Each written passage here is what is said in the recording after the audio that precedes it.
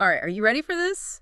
We're diving into some super cool chemistry today. You sent us this research on catalysts, all about silver and how researchers are finding ways to supercharge them.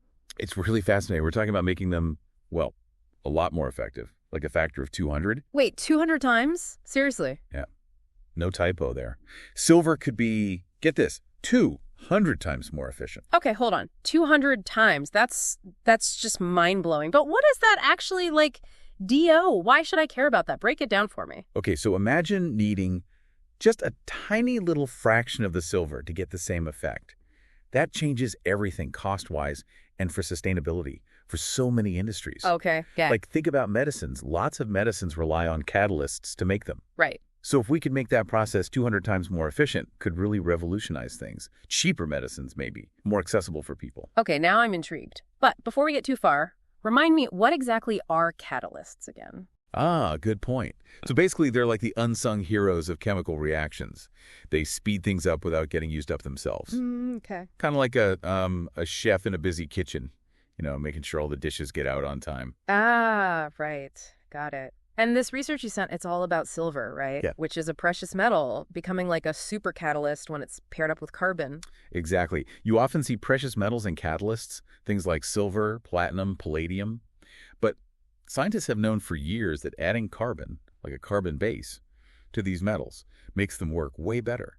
But they had no idea why. Really? Yeah, it's almost like a magic trick. Huh. So this research, this is from TU Wien, right? So it's basically uncovering the secret to the magic trick. Yeah, you could say that. It's all about the how and the why at a really basic level, taking us from, like, alchemy to real science. Haha, nice. Now that's what I call a depth dive. So tell me, what did they actually do in this research? Well, they got really specific with their experiment. Created these tiny little silver nanoparticles, some on a carbon base, and some just pure silver. Okay, so they're comparing how silver works with and without this carbon sidekick. Right. Then they took these samples and put them in a chemical reactor, and they looked at how well each could split hydrogen molecules. Okay, and why hydrogen? Because it's super important in tons of chemical reactions. Splitting hydrogen, it's called hydrogenation, but basically it's adding hydrogen to other molecules. Happens all over the place, like making food, making fuel. Got it. So which silver setup was the best at breaking those hydrogen bonds? Well, the results were amazing.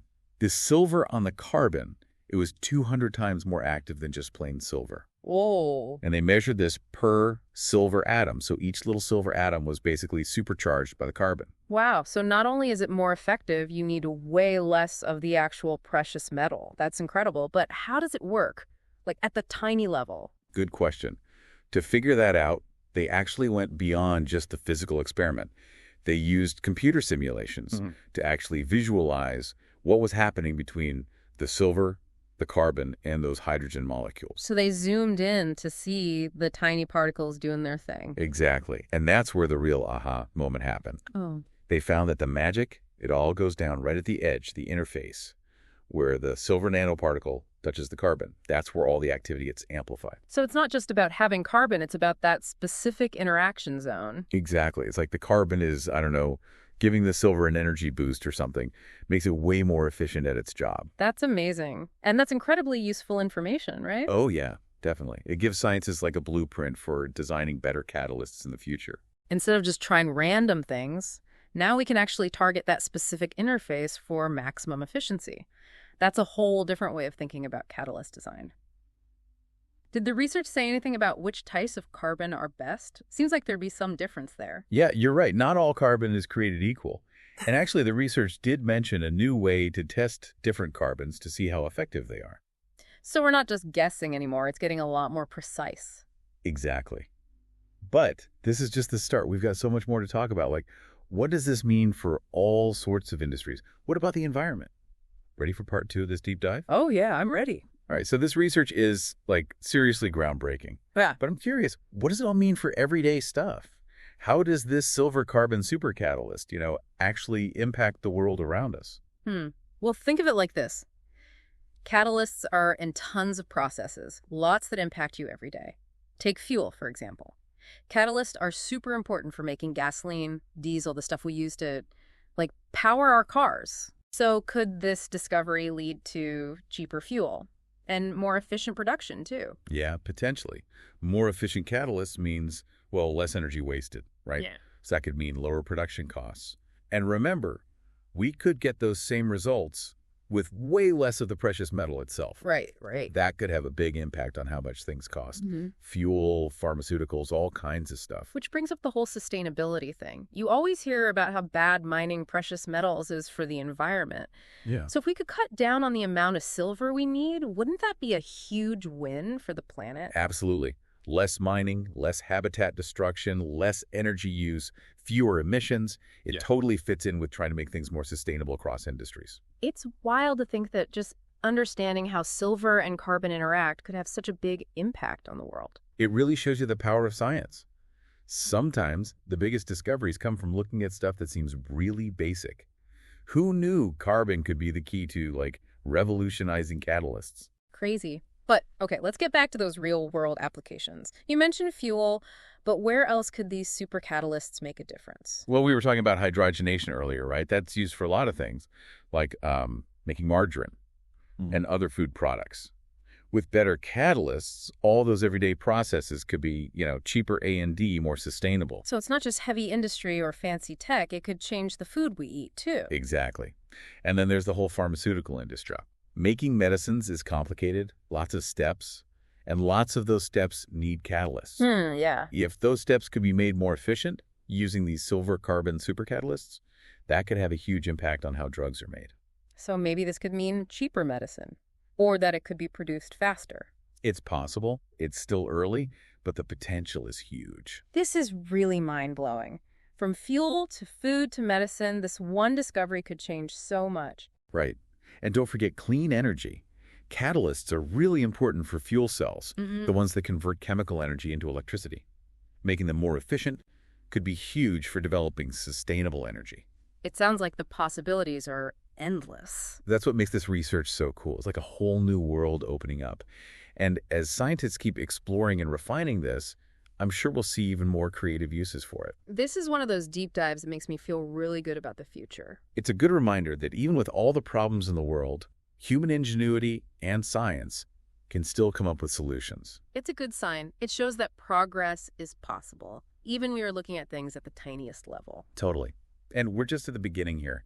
I bet this discovery will spark so much more research, so many more breakthroughs down the line. I can't wait to see what happens next.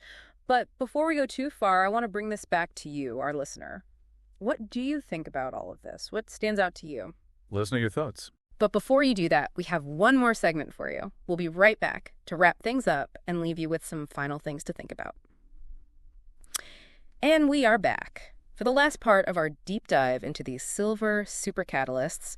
Hopefully you've had a few minutes to think about everything we talked about, because we're going to wrap things up with some final thoughts here. Yeah, we covered a lot, huh? From the actual science behind all this to how it could impact, well, everything. Fuel, medicine, you name it. But this is not the end of the story. This is really just the beginning. Exactly. It's like this research has opened up a whole new path for exploring catalysts. And like any big scientific discovery, it leads to even more questions. Like we talked about the magic happening at the spot where silver and carbon touch. But what's really going on there? At that tiny level, what forces are making them work together so well? Those are really good questions. I bet researchers are already trying to figure out all the details of that interaction. It's like, I don't know, we found a new continent and now we have to map it all out and see what's there. Perfect analogy.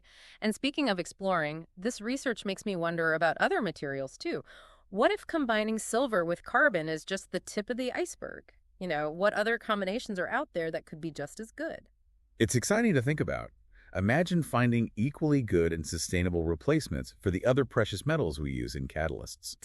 Like platinum, palladium. That would be huge for all sorts of industries, electronics, clean energy, all of it. We could be less reliant on these rare metals, maybe even source them more ethically, make everything more sustainable. This research is a great example of how basic science can lead to innovations that make a real difference. Just being curious, wanting to know how things work. Yeah, it's all about human ingenuity. And it just shows you even a tiny discovery, like figuring out how two elements work together, can have huge effects on the world. For sure. And there's still so much we don't know about the universe, about all the stuff it's made of. Who knows what other amazing breakthroughs are waiting for us to discover? So to our listener, we want to leave you with this. The next time you see something totally ordinary, it could be anything, like a plastic bottle, a piece of metal, a pencil. Remember, there's a whole hidden world inside it. Atoms and molecules doing things we're just starting to understand. Maybe you'll be the one to make the next big discovery. Curiosity and that urge to explore, that's what drives all the great discoveries. Well, that's it for our deep dive on these silver supercatalysts. We hope you enjoyed this journey into chemistry and innovation. Keep those brains working, and we'll see you next time on The Deep Dive.